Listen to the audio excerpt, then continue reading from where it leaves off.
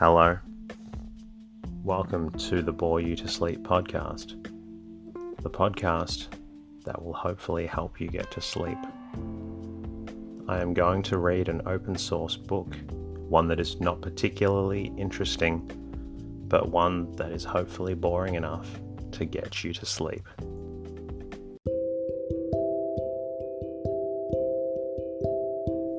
Is there something interfering with your happiness, or is preventing you from achieving your goals?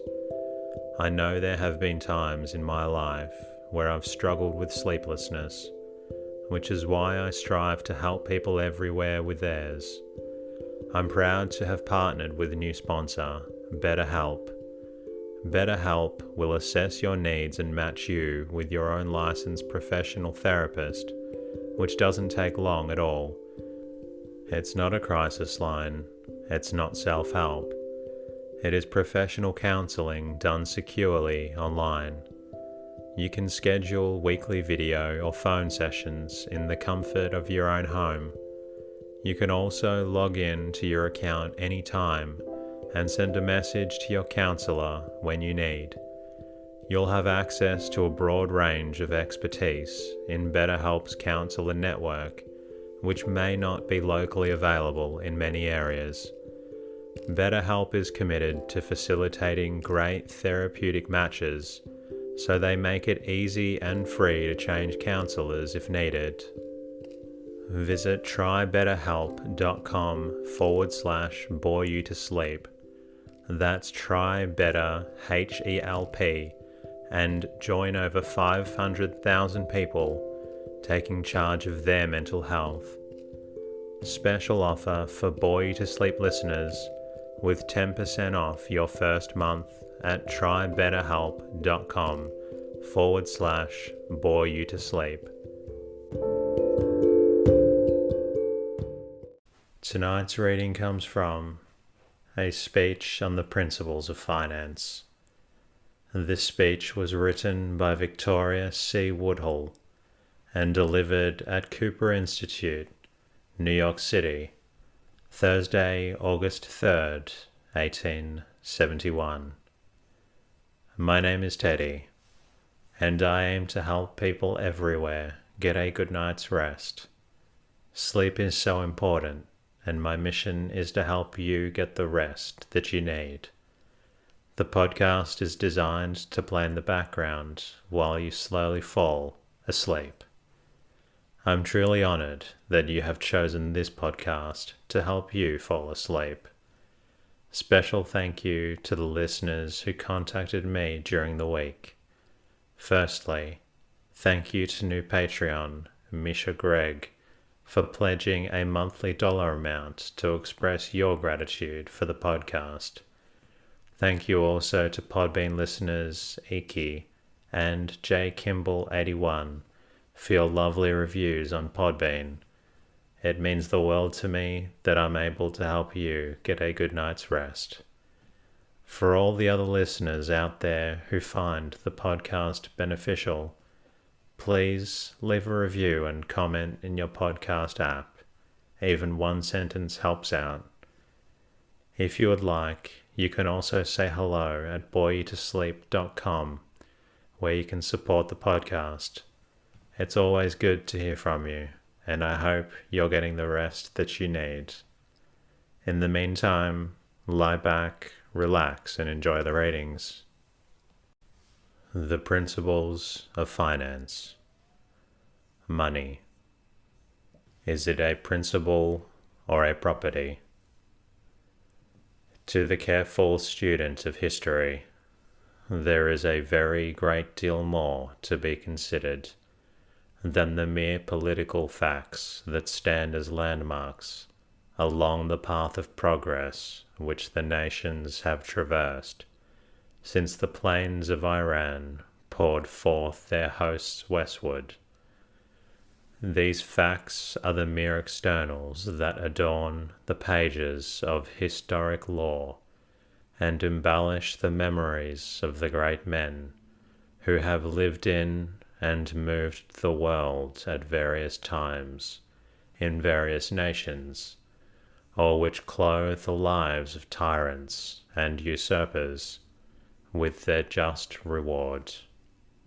The superficial student of history cares only for the results of the evolution of nations, for the fact that Sesostris was the greatest of the Egyptian kings, or that Semiramis rose by her military sagacity from the rank of a mean official's wife to be the queen of Ninus, and afterward to the Assyrian queen, who should march an army of 3 million men across the Indus to conquer the Indian king.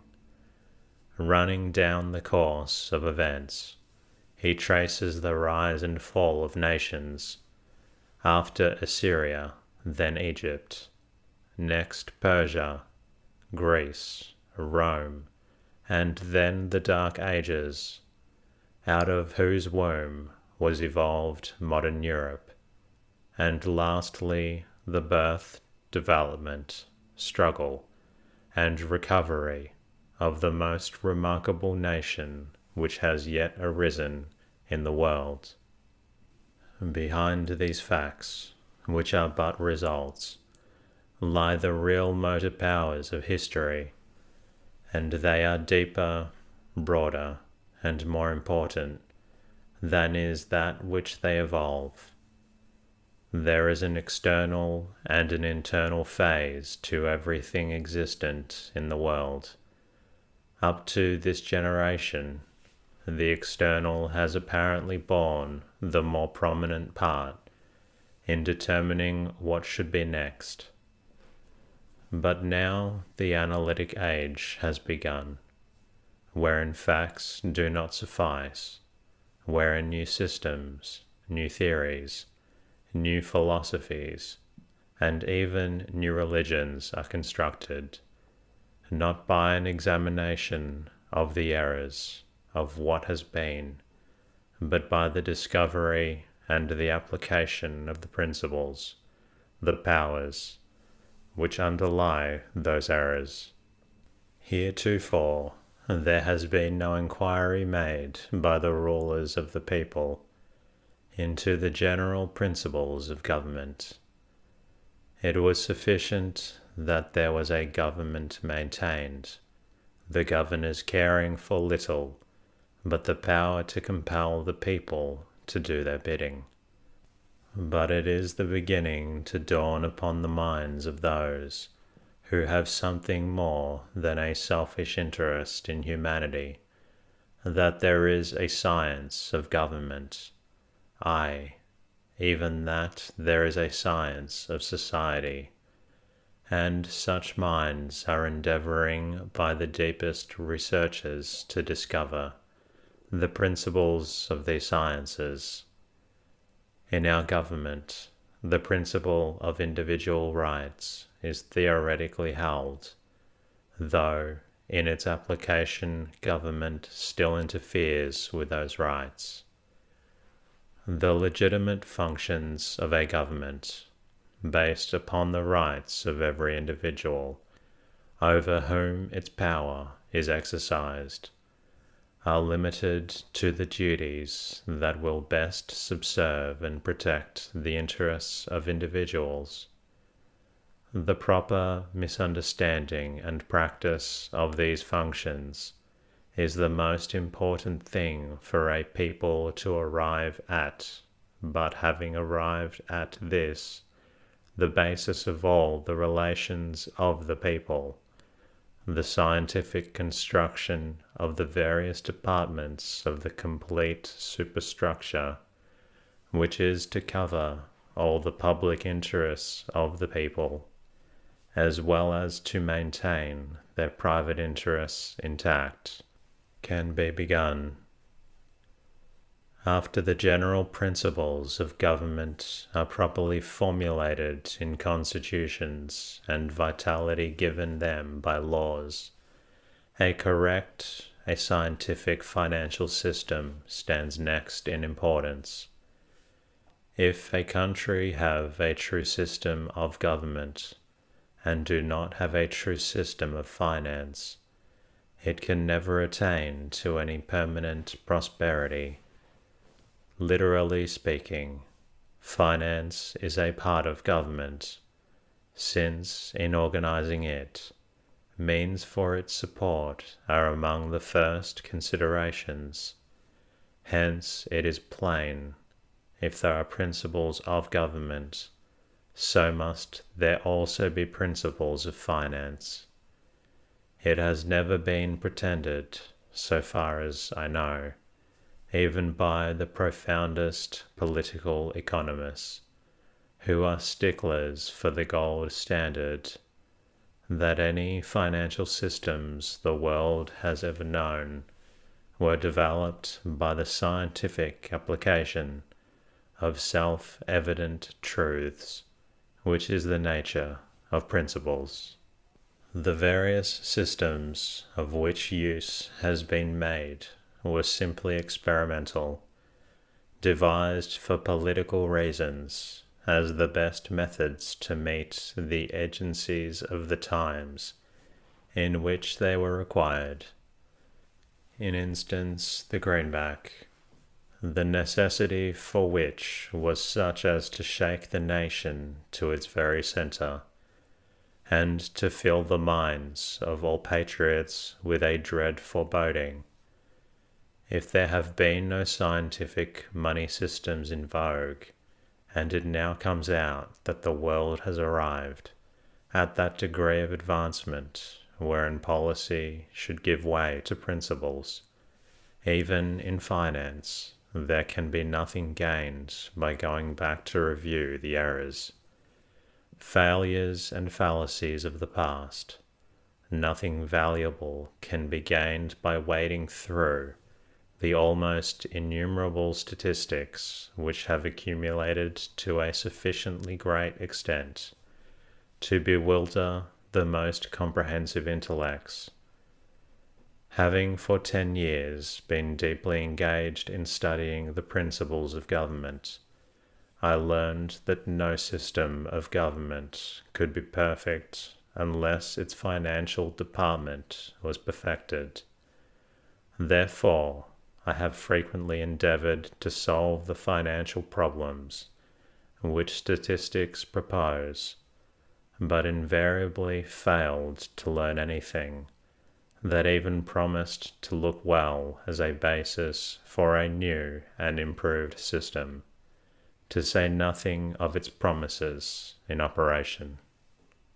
The conclusion was inevitable, that there have been no acknowledged or even known fundamental principles of finance operating in any of the many systems of the many nations, and that the so-called money of the world is not now, nor ever was, money in the scientific sense of that term. All the statistics, failures, and errors of the past, with which the history of money abounds, being of no value, must be utterly ignored in any inquiry which proposes to predicate a natural and scientific money, as distinguished from arbitrary inventions, devised to meet the various exigencies of nations in their growth, prime, and decay. And any person who proposes to teach finance or a new system, by arraying before you the evidences of the past, contained in figures amounting to billions of dollars, simply proposes to try another experiment, to culminate in another failure. Therefore, I shall present no principles, per cents, and compounded amounts except, perhaps, as examples to illustrate the mathematical impossibilities of the fallacious theories by which financiers have attempted to dazzle the world, but who have only succeeded in accumulating in the hands of a very select few that which, by an exact justice, should belong to and be distributed among the people generally.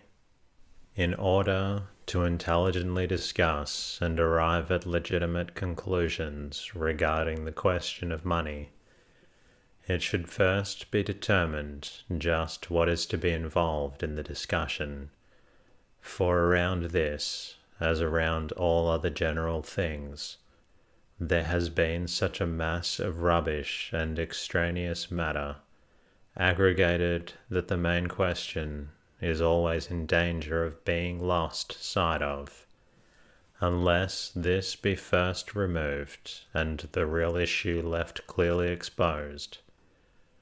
Most of the confusion which follows the attempts to solve the money question arises out of the fact that the same words in the mouths of different people do not mean the same things, or that different words are used by different people to mean the same thing.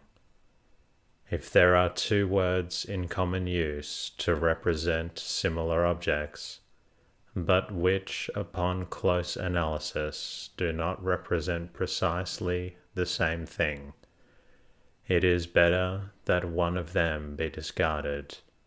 It is necessary, therefore, to settle prior to the beginning of this argument precisely what the several terms do mean, which are prominently in use in connection with the money question. It is perhaps near the truth to say that this settlement is the argument.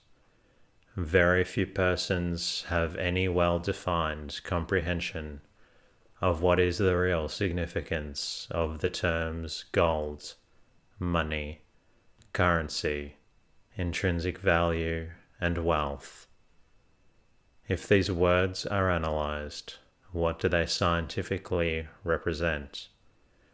Gold is a product of the earth only to be originally obtained by labor and expense, and both practically and scientifically bears like relations to labor that all other things do which are produced by labor, and none other. But there has been an importance attached to gold which has not been accorded to any other product of labor. It has been coined and called money because it was coined, and by custom and common acceptance made an arbitrary standard of value, which none of its qualities warrant when subjected to analysis, as will be shortly shown.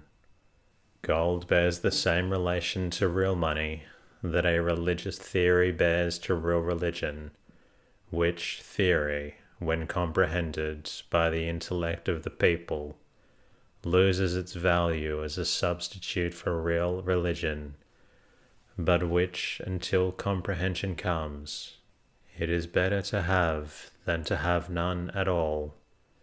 So also with gold. It has in theory been considered as money, but when a true money comes to be comprehended, it will lose its value as a substitute therefor, and sink to its proper sphere among the other products of labor. It is altogether probable that gold was the very best substitute for money during the part of the world's evolution wherein people were guided and controlled by policy, and before principles were recognized as that which should govern, let their action lead where it might. As the world is now beginning to act from principle, for the sake of the truth, so also must they now begin to formulate the principle of money, for the sake of the principle. Wealth is whatever is produced by labor, which adds to the comforts, the happiness, or the life of man, and everything that does this, either directly or indirectly, has intrinsic value, that is, has the capacity to bless mankind. Wealth may, and should be divided into two kinds, namely permanent wealth and transitory wealth. Permanent wealth consists of all those products of labor which are not themselves transferable into life, comfort, or happiness, but which may at all times be exchanged for that which is thus transferable into that which can be used to continue life. Gold, silver, and precious stones are among the best illustrations there are of permanent wealth. Transitory wealth consists of all those products of labor of which direct use is made to maintain life, or to add to its comforts and happiness, and which by such process are absorbed into and become a part of the life of humanity. Transitory wealth, it will be seen, is much the more important of the two, since, if people only possessed permanent wealth, their life could not be continued an hour by it, unless there were a possibility of exchanging it for the necessities of life. It would seem that all kinds of wealth are intrinsically valuable, since its various kinds may be either directly used to maintain life, or may be exchanged for those which will maintain life. Wealth and intrinsic value, then, mean the same thing. But what does the term money mean, or has it no necessary significance in the inquiry? There was a time when there was no such thing or word as money, but at that time there was life to continue, for which wealth was necessary. It seems that wealth had existence before money was thought of. Wealth is substance, of which money is the principle or representative, but which in itself has no intrinsic value. Money is an invention made to represent wealth or value, in order that its various kinds may be exchanged with facility, or that there may be exchange without the absolute and direct and immediate receipt and delivery of one product of labor for another product of labor.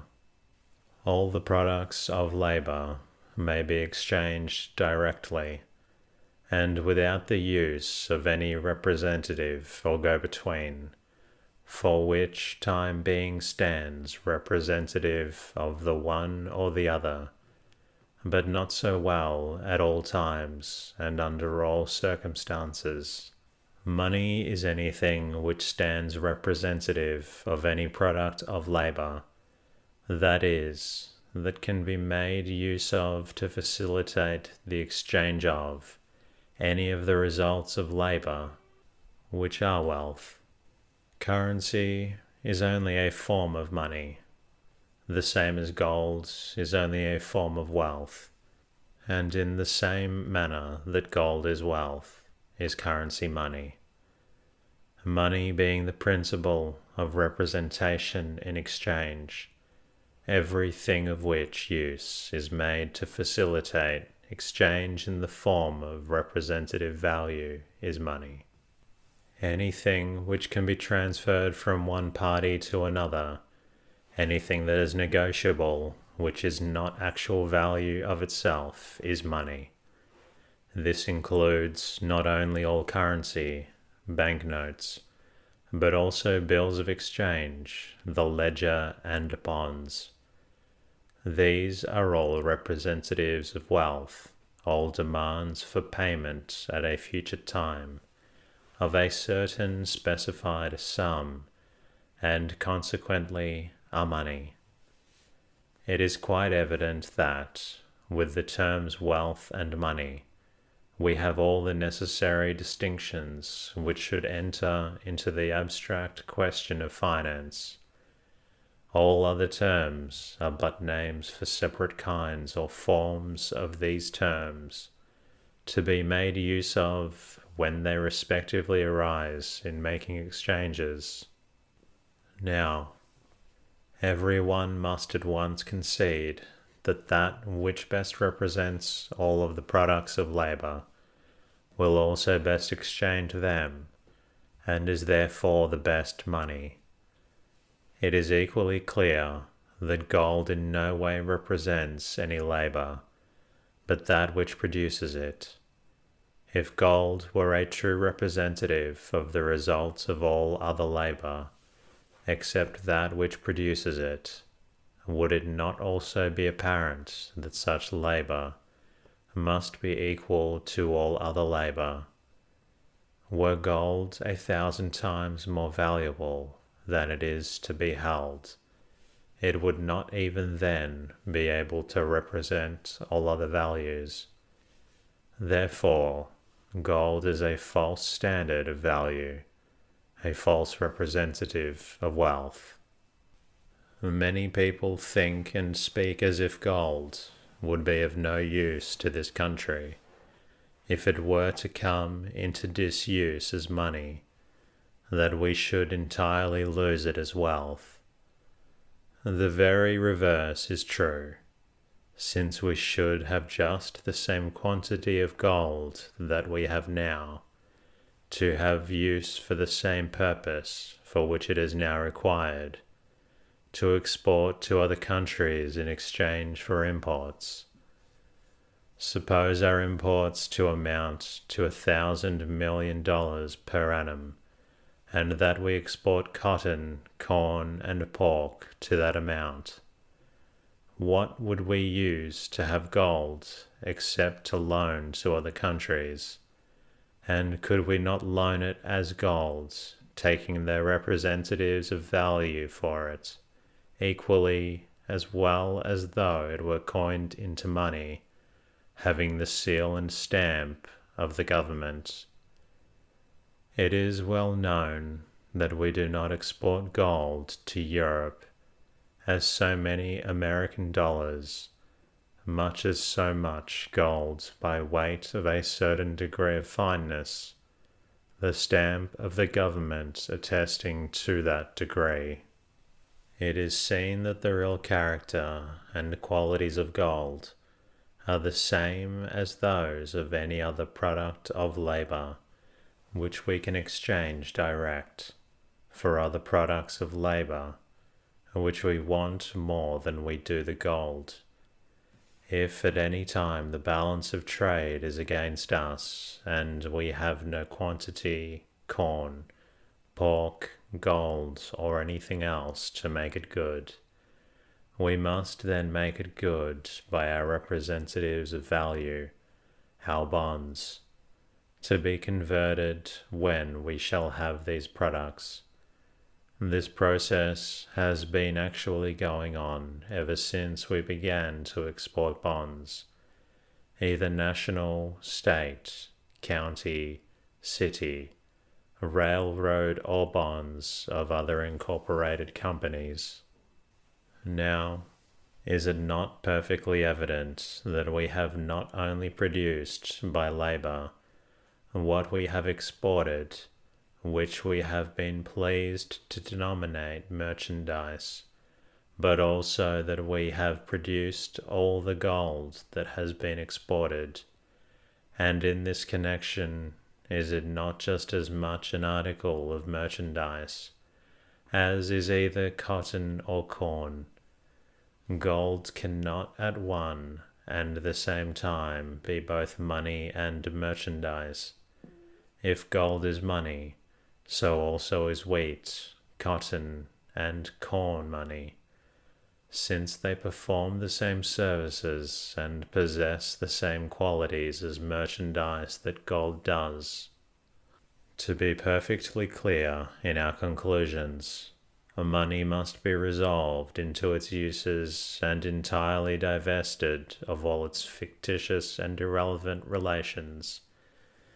The fact that money is that thing which is made use of to exchange real values must be the initial starting point of which sight must never be lost, until it is definitely settled what will best perform this service.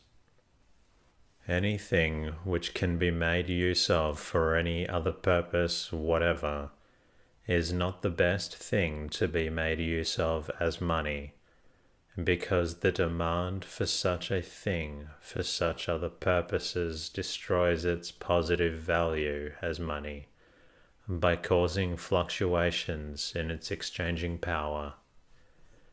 It is a grave financial error for this country to endeavor to return to gold as money. All the practices under the gold standard have been positive and ample refutations of the arbitrary value accorded to gold. A dollar in gold can only exchange a dollar in value in any other substance, and the practice of issuing a greater amount of banknotes than the bank has gold dollars to redeem them by is a legalized system to rob the people, since it is evident that a bank having $300,000 in notes in circulation and only $100,000 in gold in its vaults can redeem but 1/3 of its circulation if it be all presented at once for redemption. All the other securities of a bank, such as its discounts, personal property, and real estate, may become of no value, or may be placed out of reach of the holders of its circulation, so that the only real security for its circulation is what it may have in gold in its vaults. Beside, what right has a bank to receive legal interest on 3 times the amount of its real security? Is it not this a most transparent method of swindling the people? Hence I assert that the use of gold as money always results disastrously to the producers of wealth, and always beneficially to those who are permitted to absorb all their productions.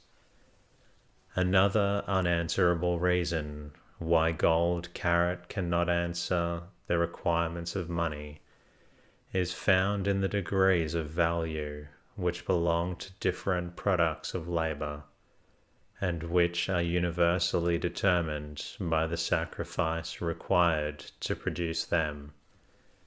That is to say, all other things being equal, the relative value of products is determined by the time and labor required to produce them. The increase in the value of manufactured material is in exact proportion to the time required and wealth consumed in their manufacture.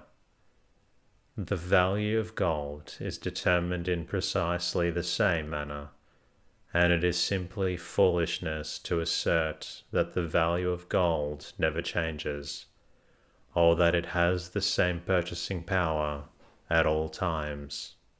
Suppose there should be immense fields of gold, suddenly developed all over the country, so that it would become as common and plentiful as iron or coal. Would it not decrease in value in comparison with other products?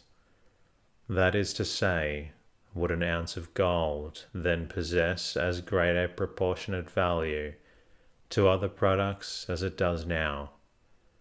No one will pretend it. Then gold is just as much the subject of fluctuation as is any other product of labor, and for just the same reasons, demand and supply, which are the great arbitrators of value in all parts of the world. Everybody knows that for a certain quantity of gold, a certain quantity of cotton must be obtained, and for a certain quantity of corn, a horse. The fact that the horse is obtainable by the corn does not convert the corn into money, Neither does gold any more than the corn become money, because the cotton is obtained thereby. The gold for the time is equal in value to the cotton, and so is the corn to the horse. Now what is required of money is this: suppose the gold, cotton, corn, and the horse to be of equal value. A person possessing an amount of money, representing the value of either of the four, can, at his discretion, purchase whichever he may choose, since the money would equally represent the gold, cotton, corn, and the horse. Anything that may be used for money that will not do the same thing for any variety of the products of labor, values being equal, is not money in any sense of that term. Incidentally, in this connection, because it has an indirect bearing upon the question under consideration, I wish to call attention to a mistake that has been productive of more financial ills and consequent injustice to a large proportion of the people, who are the wealth producers, than any other single cause, and that is the fundamental error of making land wealth, which it is no more entitled to be scientifically than gold is to be called money. Wealth is that which is produced. Land exists. All improvements made upon land are wealth, but the land proper, never. And that concludes tonight's readings. I hope you enjoyed listening to this speech about money. I thought it was a great story to fall asleep to, but it does talk to the fact that money has been around for eternity. I hope you enjoy this book, and I hope you're feeling drowsy.